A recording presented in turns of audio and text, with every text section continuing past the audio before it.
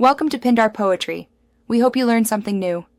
You're signed in and ready. First, open Calendar in Outlook on desktop or Outlook on the web.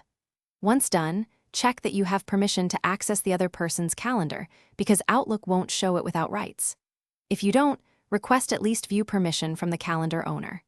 Next, in Calendar View, locate the navigation pane. This is where you'll add or open shared calendars. Make sure your view is set to month or week for easiest confirmation when the calendar appears. Now add the shared calendar by choosing Add Calendar and then the appropriate source. If the calendar belongs to a colleague inside your organization, pick from Address Book or People's Calendars and search their name. Once found, select and add it. If it's an external published calendar, use from Internet and paste the ICS link.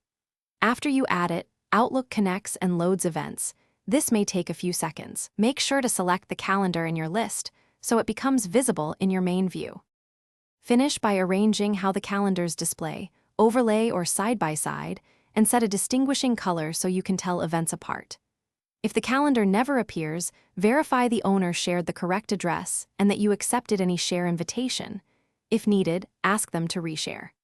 If problems persist, clear the Outlook cache, sign out and back in, or open Outlook on the web to determine if it's the desktop client. That process will quickly reveal whether permissions or the client.